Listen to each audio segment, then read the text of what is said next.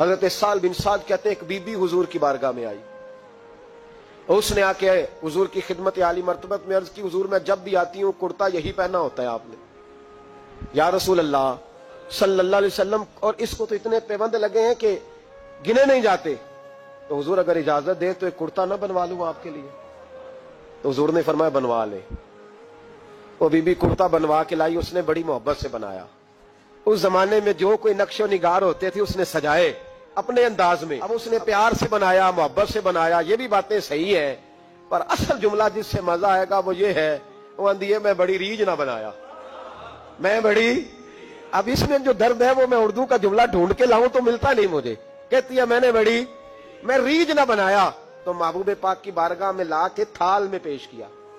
حضور کی بارگاہ میں تھال میں، کچھ بندے زیادہ نیک ہو جاتے ہیں، سامنے والے کو پرہیزگاری کا مشورہ دیتے، کہتے کسی کو کوئی شے نہ لیا کرو، تو میں نے کہا اگر حضور لے لیں تو طلب کرنا منع ہے، لیکن قبول کرنا تو میرے مصطفیٰ کا طریقہ ہے، تو بھائی یہ ہمیں نہ اتنا ہی نیک بناؤ جتنا میرے رسول نے ہمیں بنایا ہے۔ دو قدم آگے بڑھ کے کچھ لوگ مشورے دیتے ہیں، یہ مشورہ درست نہیں۔ نبی پاک نے فرمایا تو کسی سے طلب نہ کر، لیکن اگر کوئی تیری طرف تحفہ بڑھائے تو اسے قبول کر، محبت میں اضافہ ہوگا۔ جب حضور قبول کرتے ہیں جو کائنات کو بانٹتے ہیں، تو پھر تو دوسرے پہ کیسے پابندی لگا سکتا ہے؟ میرے رسول کریم علیہ السلام کو اس نے پیش کیا، کہا حضور قبول کر لیں، حضور نے قبول کیا۔ اب حضور اس کا چہرہ دیکھنے لگے، مسکرا کے فرمایا تیرا دل کرتا ہوگا میں پہن کے بھی دکھاؤں، بے خبر ہو جو غلاموں سے وہ آقا کیا ہے، تیرا دل کر رہا ہوگا پہن کے دکھاؤں؟ تو کہا حضور دل یہی کرتا ہے، میں ٹھہر میں پہن کے آیا، قربان جائیں کیا اندازے۔ اچھا یہ سب کا نصیب بھی نہیں، یہ تبرک لینا، برکت لینا، لے کے آنا، یہ سب کا نصیب۔ اعظم چشتی کئی دفعہ بڑی بڑی بات کر جایا کرتے تھے، کہنے لگے ایسا کوئی محبوب کہیں ہوگا نہ کہیں ہے، بیٹھا ہے چٹائی پہ مگر عرش نشیں ہے، اور کہنے لگے ایسے لوگ کہتے ہیں میں مدینے نہیں گیا، میں حاضری نہیں دیتا، میں درود نہیں پڑھتا، کہنے لگے ہر ایک کو میسر کہاں اس در کی غلامی، ہر ایک کو میسر کہاں اس در کی غلامی، اس در کا تو دربان بھی جبریل امی ہے۔ تو بھائی نبی کریم علیہ السلام نے کہا تو ٹھہر میں پہن کے آیا، حضور اندر تشریف لے گئے، تھوڑی دیر کے بعد پہن کے آئے۔ اس خاتون کو اتنی خوشی ہوئی کہ اس کی آنکھوں میں آنسو ہی آ گئے، کہنے لگی دیکھو میرا نصیب میں بنا کے لائی ہوں، مصطفیٰ نے قبول فرمایا ہے، بڑی راضی ہوئی، چلی گئی۔ حضرت سال بن سعد کہتے ہیں قریب ایک صحابی کھڑے تھے، اور شارحین نے لکھا ہے معمولی آدمی نہیں، حضرت عبد الرحمن ابن عوف تھے، صحابہ میں سب سے امیر آدمی۔ اللہ اکبر، ذرا لطف دیکھیے گا۔ کہتے ہیں وہ قریب کھڑے تھے، جب حضور نے پہنا نا تو تعریفیں کرنے لگے، کہنے لگے سونیا کمال ہی ہو گئی ہے، محبوب کیا بات ہے، حضور اس کے بنانے کی محبت کی بھی کیا ہی بات ہے، پر جو اللہ نے رنگ روپ آپ کو عطا فرمایا اس کی بھی کیا ہی بات ہے، یا رسول اللہ اتنا پیارا لگ رہا ہے، اتنا پیارا۔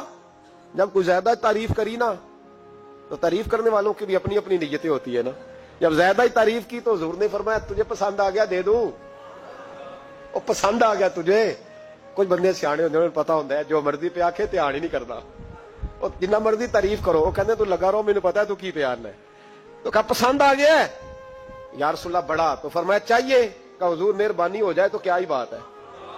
سرکار اندر گئے، وہ پرانا کرتا دوبارہ پہنا، اور میرے رسول پاک علیہ السلام نے اس کرتے کو اتارا، بخاری پڑھ رہا ہوں، اور نبی پاک نے لا کے دیا، فرمایا چل یار وہ بھی راضی ہو گئی یا تو بھی راضی ہو جا، تو دونوں ہی راضی ہو جائیں، وہ بھی راضی ہو کے گئی تو بھی راضی ہو کے جا۔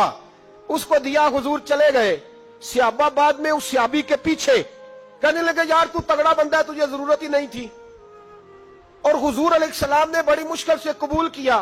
حضور تو کسی کی طرف توجہ ہی نہیں کرتے، طلب ہی نہیں کرتے، یہ والا خیال ہی، اور اگر آج حضور نے قبول کیا اور اتنا پیارا لگا تو تجھ سے برداشت ہی نہیں ہوا، اس طرح کا آدمی ہے تو۔ جب لوگ اس کے گرد اکٹھے ہوئے تو حضرت عبد الرحمن ابن عوف کی آنکھوں میں آنسو آ گئے، کہنے لگے میرے بھولے دوستو تمہیں غلطی لگ گئی، تمہارا کیا خیال ہے میں نے ولیمے پہ پہننے کے لیے لیا ہے؟ تمہارا کیا خیال ہے شادی کی دعوت میں پہنوں گا؟ تم کیا سمجھتے ہو عید والے دن پہنوں گا؟ اور گویا اپنی داڑھی کو پکڑ لیا، کہنے لگے دیکھو بال سفید ہو رہے ہیں، پھل پک رہا ہے، گناہگار بڑا ہوں، اگرچہ بدر میں بھی گیا ہوں، احد میں بھی تلوار اٹھائی ہے، مال بھی دیا ہے، ہر جگہ گیا ہوں، پر کسی عمل پر بھروسہ نہیں۔ یہ کرتا حضور کے جسم سے لگ گیا ہے، اب اسے سنبھال کے رکھوں گا، اور مرتے وقت وصیت کروں گا گھر والوں کو کہ جب میں مروں نا تو اس کرتے میں مجھے کفن پہنا دے.